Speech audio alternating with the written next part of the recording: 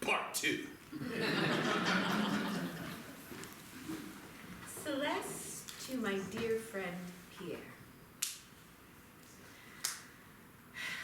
Pierre, as you know, I have befriended your dear love since your beautiful wedding celebration. I know you are still nervous about her feelings for your once good friend, but I shall recount to you what she told me while we were doing some self-love at Henri's mustache wax shop. I will recount to you what she said was the last time she saw your friend.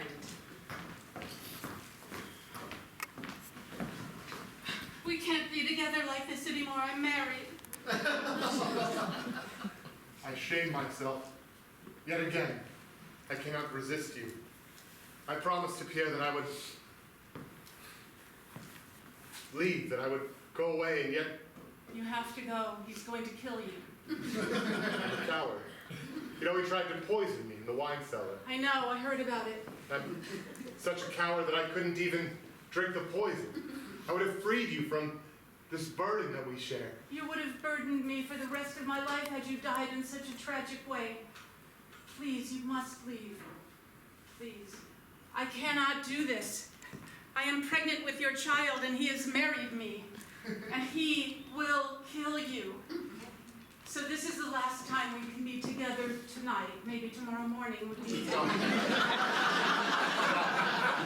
I'm sorry to be so honest with this letter, but I think you should know.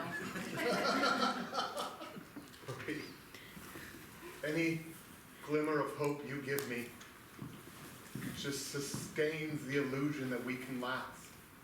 If you are to have the life you deserve, then we must break this off, or the shame will follow you around and hound my child, our child, with the weight of our sins.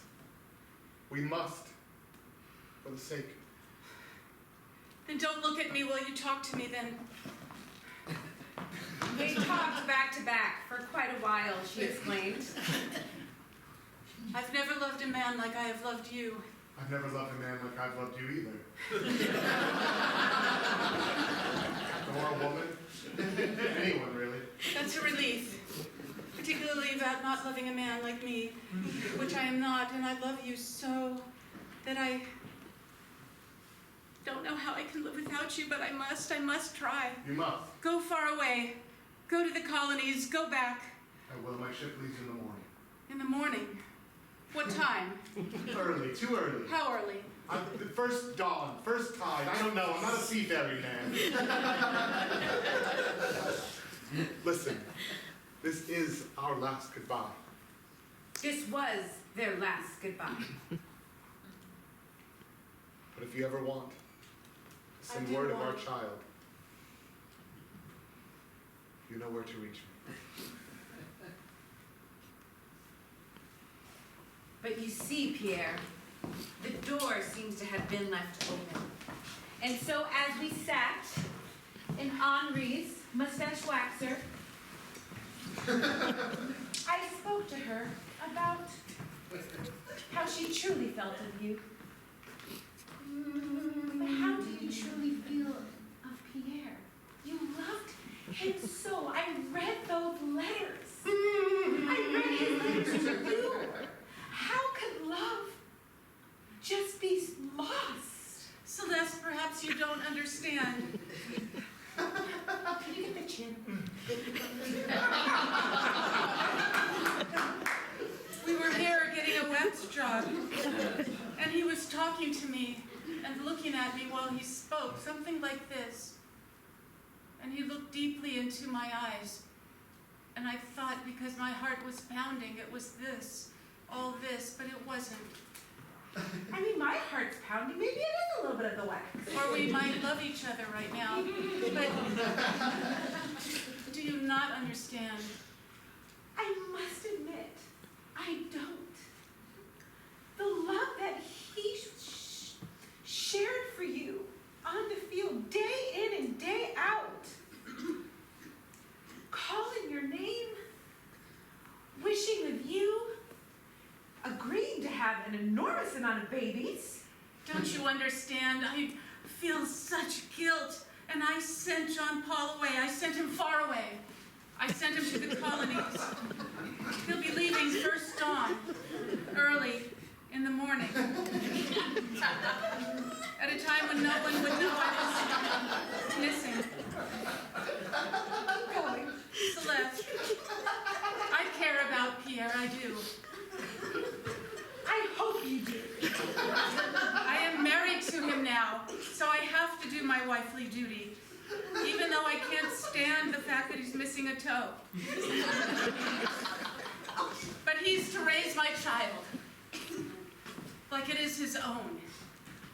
And he is going to kill Jean Paul if I don't do what he asks me to do. So that is what I'm going to do. So don't judge me. I do not judge you. I understand you have your duties. And I understand you're doing the right thing. That is what we need to do as women,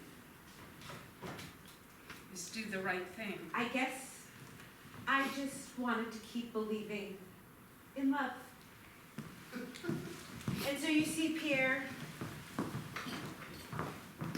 you have your wife, you will have your children, but I'm not sure you will truly have love. Your dearest loyal friend, Celeste.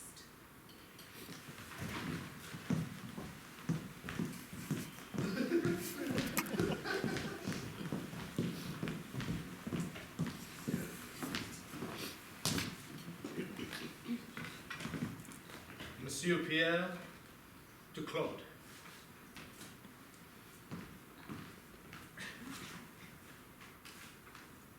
My dear friend, it has been a couple of weeks since that monster has left. And as you know, I love my wife very much. And even though I cannot feel that love back, I want to try, my friend. And I have been trying. For the last couple of weeks, I have been trying to woo my wife. I've been trying to do several things, including attending witch coven gatherings with her. To show her that I will do anything for her. The pentagram was drawn right here. Last night, we lit a fire. We're going to recreate it now. Come, my children, sing in the songs of our demons.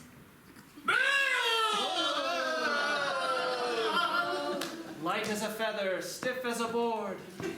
All kinds of weather! Hold up your sword! I brought you a flower. It's black. Thought it would go well with the event. And you believe that if I place it in the center of the pentagram, that I will fall madly in love with you. Place it in the center. Place it in Just a gesture, my dear. Can you listen to me, my darling? I first will tell you, it didn't work. Maybe it's not in the center. Maybe it's not in the center. Little to the little. Look, we are upon this situation. You have a child, or you will. Can we not make the best of it? Can you not love me? He's gone, you know. I will try to love you if you don't kill him. She didn't know where I had sent you, Claude. That I had sent you to Louisiana. Marie, thank you for inviting me to this coven event. But I have to tell you, he sent him to Louisiana. What? She suddenly found out. Louisiana? Why there? Because it's the farthest place he could think of to move him away from you. Nothing good ever happens in Louisiana. Turns out she didn't know I sent you as well. Good. My friend How Claude. could you? He was in the way. Look, my dear, we are married. What future could you hope to have with him? A life of love and happiness. What future do I have with you? You have the estate. You have a child that we can raise together. You have nothing with him. You won't. You are my wife. In name only. I left the middle of the woods, my friend.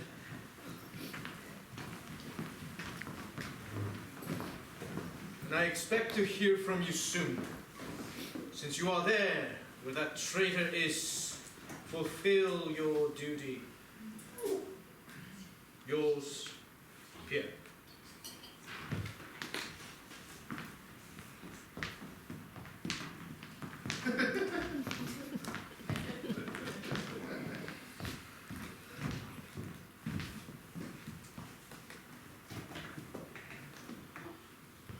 Claude to Claire.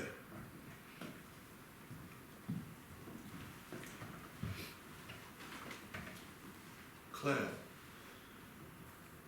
you being the closest sister that I have now, for I do not even wish to think about my own sister. How could she do such a thing to such a man?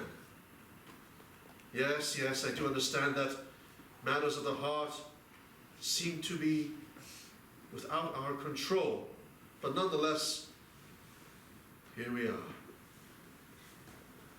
I was sent here to meet with Jean-Paul.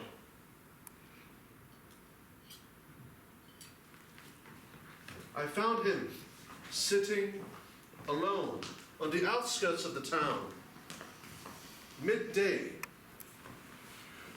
at a clearing in front of a lake.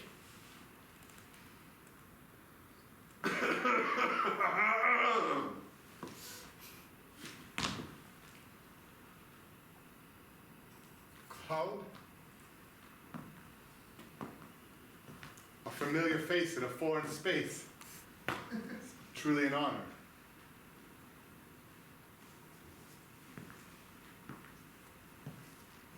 Did you come halfway across the world to scold me?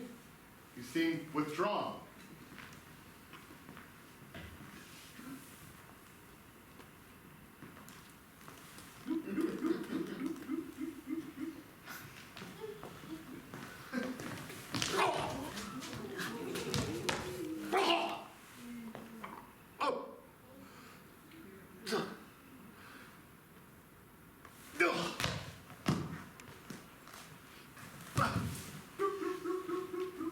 I always could better than you.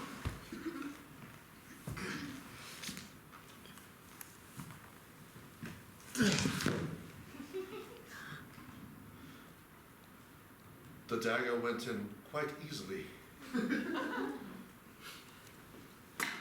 I left immediately, with my right hand still stained with blood. I apologize to have some of the letter. I am sure that he has died, of course. But my heart is still pounding. It just happened an hour ago. But of course, upon you reading this letter, it has been a few weeks. I do not know what the Lord has for me in store, but I know that perhaps doing a job for a loyal friend will carry favor into heaven. I do not want to write this letter directly to Pierre, for I do feel guilt. Sincerely, Claude.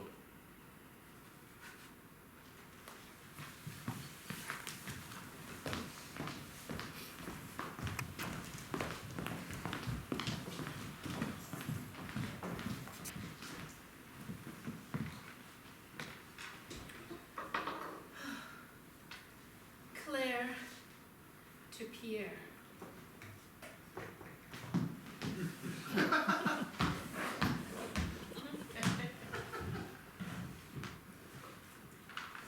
Dear Pierre, I hope that your toe is healing and that your gait is improving. I'm writing you this letter with some difficulty, as I am well aware of your power over Claude. And I have not heard from my brother in some weeks. I shall assume the worst, that you, through your extension, have had him killed, murdered. And while he may not have been the most honorable of men, I do take offense at his death. Perhaps unraveling a bit of his past history may help you to understand that even though he has sinned in your eyes by loving your wife, he was not always such a terrible man. Let me tell you about our childhood. In fact, when we often would spend time at funerals.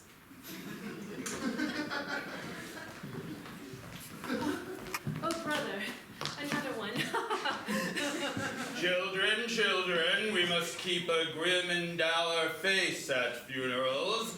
We only have so many relatives in our family, and once they all are dead, we shall not be able to enjoy this any longer. Yes, Papa. Yes, Father. As you look out upon the family plot, Yes, Father. you must know how each one of these ancestors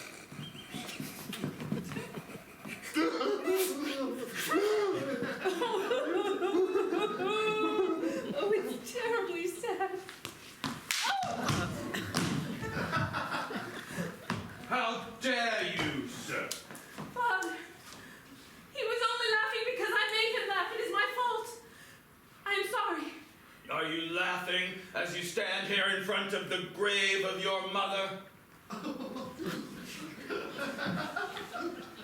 And yes, Pierre, it is true that we were laughing at the grave of our mother. It was a way of dealing with grief, one that I still don't understand.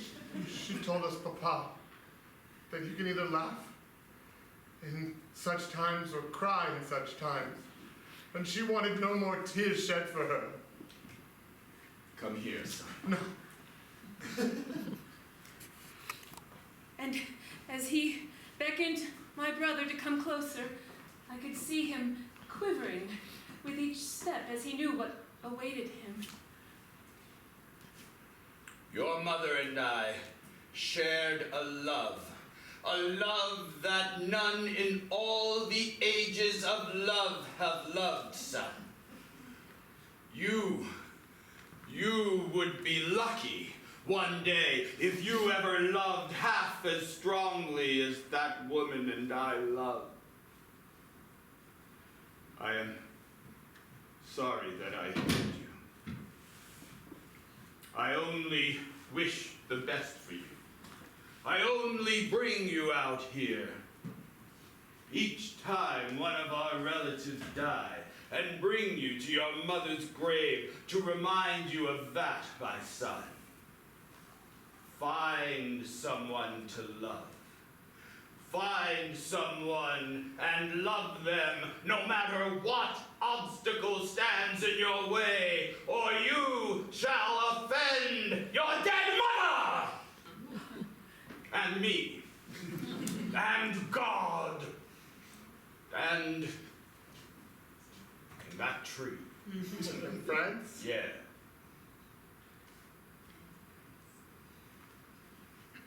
Pierre, my father looked at me, knew that I heard what he said, assumed that I took it as well, but secretly I was laughing inside. For I found him to be absurdly cruel and wished that perhaps he were in that grave instead of my mother. Oh. I will leave you here to think of my words. Pierre, it was some 2 years later that my brother and I were there again at a funeral. This time for our own father.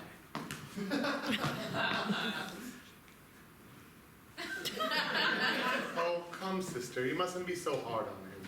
Well, I only saw the way he treated you and then ignored me. What am I to think?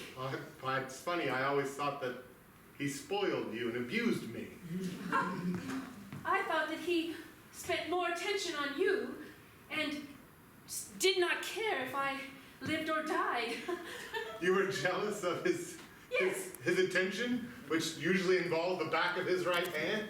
Maybe I was. What a cruel and twisted world we live in.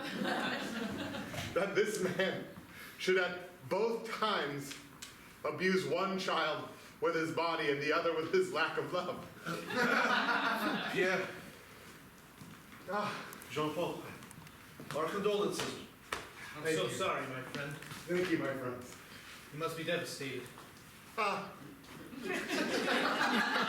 Oh, right. To be so young and orphaned is a tragedy.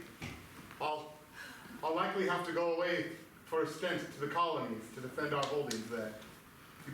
Will you look after my sister? Of course. Absolutely. Absolutely. Anything that you request of us, we shall accommodate. It will be an honor. You both are like family to me, truly like brothers. More truer friends no man could ever ask for. Agreed. Yes. Oh, Pierre, when I saw the three of you clasping hands like that, and the way you looked at me as if you were my own brother, I always believed that you would only care and take care of my own brother. But look what you have done.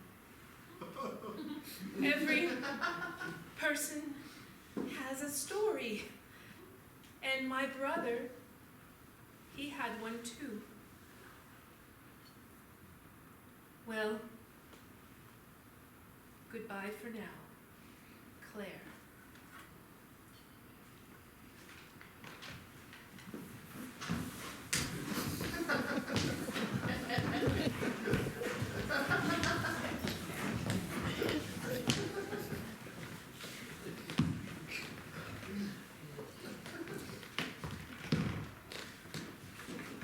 Pierre to Claude.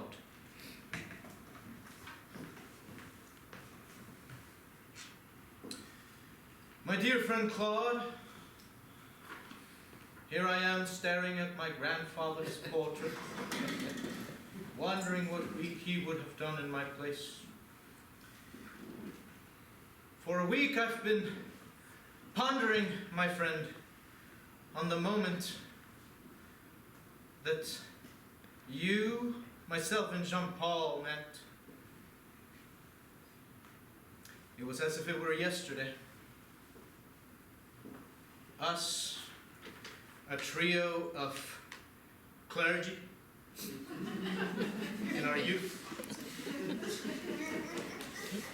Well, I needn't tell you that. You were there, but I shall.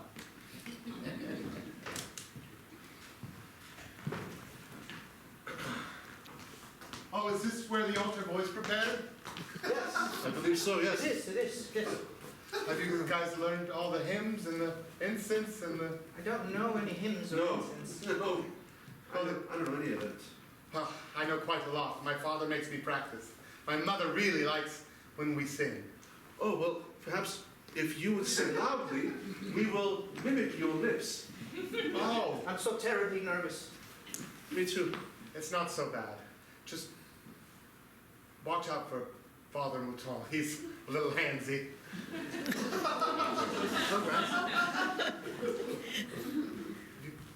Oh, Father Mouton. No! I was just going over the incense lighting ceremony with them, Father. My sweetlings, I heard you are going to sing. Please, tantalize me. And boys, if you do well, I will tell you a little secret I've been concocting. The hymn of Saint Michael. Ah, yes. Yes, of course.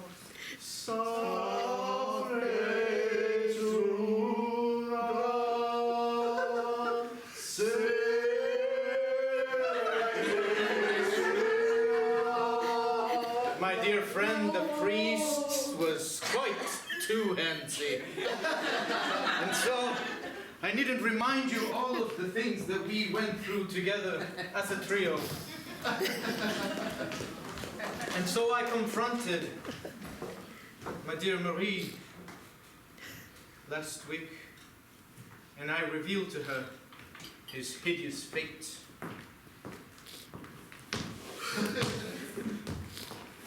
Meeting in the privy like this is perfect. I don't know what a privy is. We'll sit on the commode, you'll find out. What do you wish to speak to me about? You are showing quite a bit, my dear. I've held off giving birth.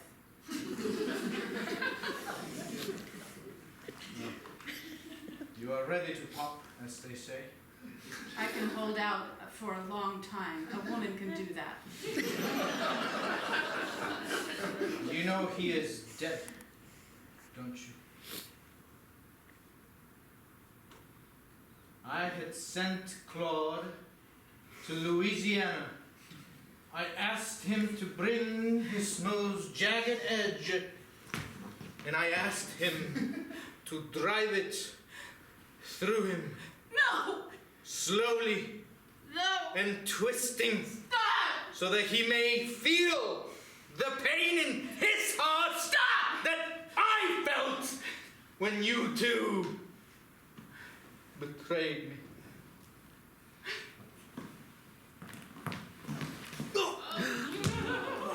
Like that! She stabbed me, Claude. Marie! Pierre! How did that feel? I am writing to you this letter with the dagger in my side, bleeding in my dormitory or in my study with my nurse. Pierre, her water just broke. And her water has just broken. I don't know if she'll ever love me. But I...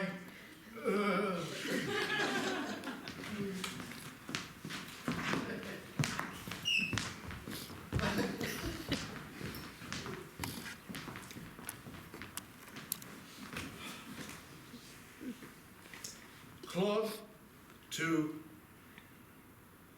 Marie.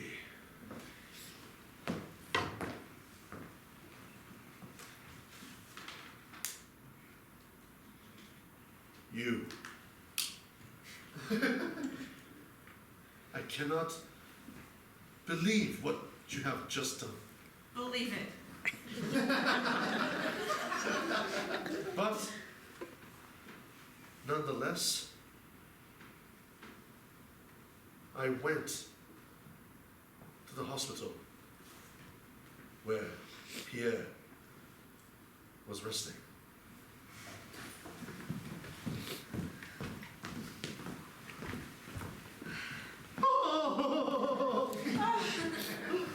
His moans and cries could be heard from down the hall.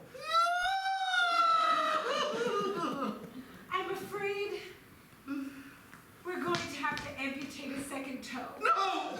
No! Marie already doesn't like me missing one. I have no chance with two. Even with the wound in his side, cutting off the circulation to his extremities, he was still wishing for your love, my sister, for I cannot imagine why. Pierre, I'm afraid I've made a mistake. A mistake? Yes. I killed my best friend. Well, you killed him. But at my word, there is a special place in hell for people like me. He betrayed us. He impregnated your love. You know what he went through. You know what kind of man he was. We all went through it, Pierre. Together. And I let my feeling of betrayal kill him. I let myself fall deep into the hole of murdering. Your fever has made you weak in your heart. I cannot stand to be here and listen to these cowardly words. He got what he deserved. Oh, may I come in? Come The in. child has been born. His child. Let me see him. Huh? Him. Him. I do not trust you with him. Marie has asked me to come. I want to see him, please. Here, young infant. I shall rest you in the hands of a murderer. And in just that moment, the most unexpected person walked into the room.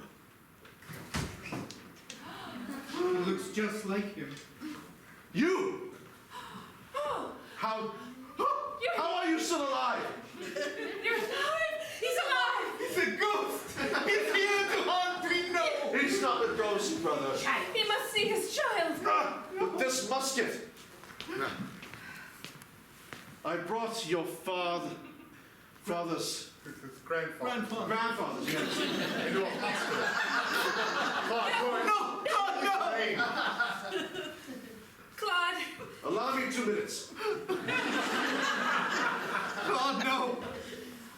It's all right. Can you hold this, please? I have a baby in my hand. I bear my breast to this man. Thank you. If he wishes to take my life, Not again. or try to, No, he wasn't Claude. very successful the last time, was he? This is taking an awful long time. Enough is enough. I have served so many years watching men die in front of my eyes. And now you will watch another. Stand aside, woman. Take this child. Here, I shall not stand aside and watch more death. Claude, No. no. This bullet will find its way to freedom. Freedom from lies. Freedom from betrayal.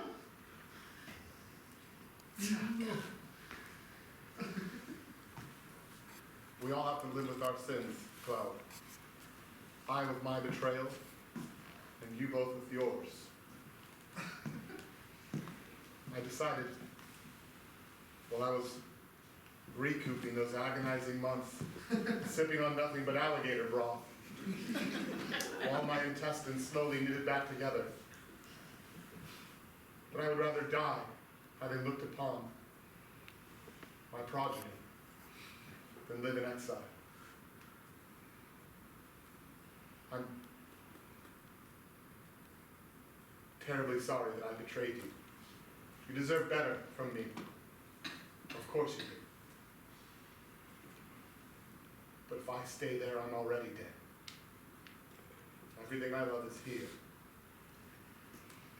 I cannot look at that face and not feel the betrayal, the anger.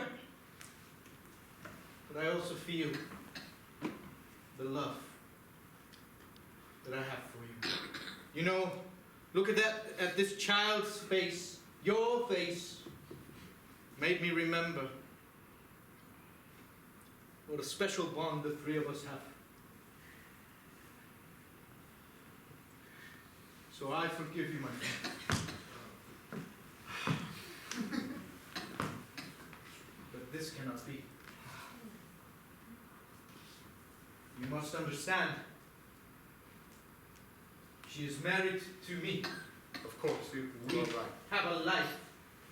You are an honorable man, despite the multiple attempts at killing me. A moment. A moment. I cannot believe these words are to come out of my mouth, for they do burn my throat. She does not love you, mother. Let her go. You deserve better. I cannot show my face if I were to divorce her. Forgive the interruption. I'm the attending physician. Though the baby is fine, we're losing Marie. She's in a fevered state in the other room. She's moaning. I think she's dying of a broken heart. She keeps calling out for her love, her love. John Paul. John Paul. And with those words, Marie, of course,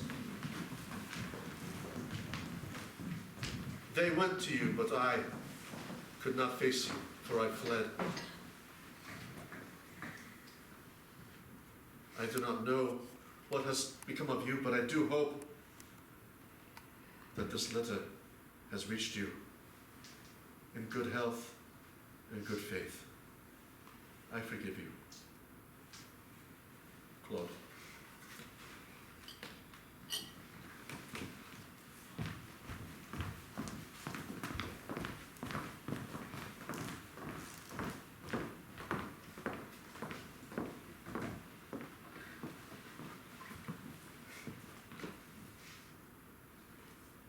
Mademoiselle Marie to Monsieur Pierre.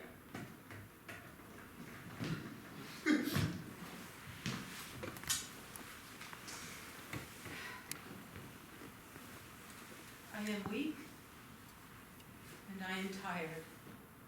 So tired. But my heart sings for my Jean Paul is alive. And I went to see him.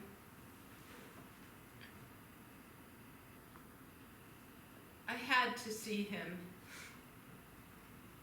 And this is what happened.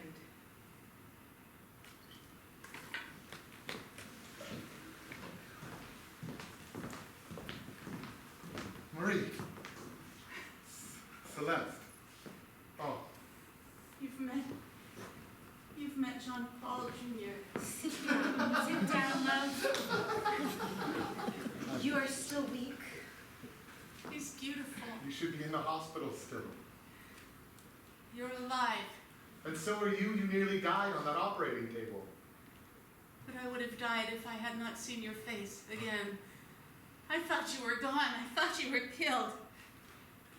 Look, I held off having this baby for months. Truly a work of mystery. It was a scientific miracle. And oh, Pierre, if you could see this beautiful child and how much he means to this family, you would set me free. I thought I had killed you, but I'm glad that I didn't.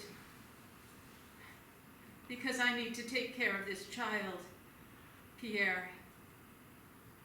My death would do this child no good. Your death would do this child no good. Please set me free. He's beautiful, He is beautiful. just like his mother.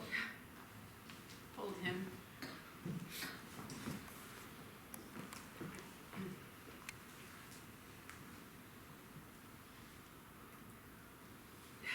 And it looks like my father. And my mother. Pierre, if I die today, I will die happy, for I know that the love of my life is holding the other love of my life. And I wish you adieu, should I be gone. Yours, Marie.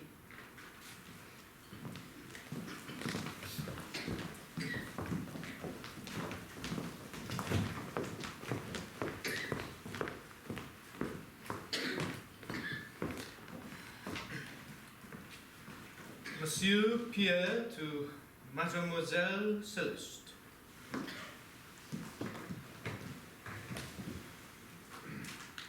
My dear friend, as I sit and stare at my grandfather's portrait in my study, I wonder what he would have done in my place. They left yestermorrow with the child, and you would be surprised to know that I hold no grudge against either of them. For I realize now that love, their love, is more powerful than whatever it was that she ever felt for me. And that is all right, for my life will turn to be something completely different from what I envisioned, yes, but undoubtedly, with your presence in it, it shall be glorious as well. I cannot wait to see you. Yours truly, Pierre. And so, dear reader, our tale winds its way to an end, for true love did win out in the end, and yet love is a blind and cruel mistress, as well as a fickle one.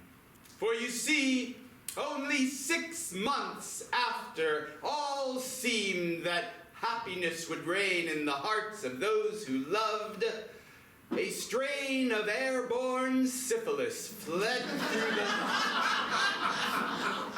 the community, and all of them died, except the handsy minister, who was driven insane, and to this day spends his nights banging his head against a padded cell in Paris. And me? Who am I in this drama? I, my dear reader, am the long-lost brother of Jean Paul's father. You might, if you could see me, notice a family resemblance. When I heard of my poor brother's death, I returned to the town. I lurked in the background. I waited for them all to die, and put in plan my plot to gather the letters, which, as I have already explained, I have bound here for you, so that you may learn to look at love square in the eye, embrace her, and fear her all at once. The end.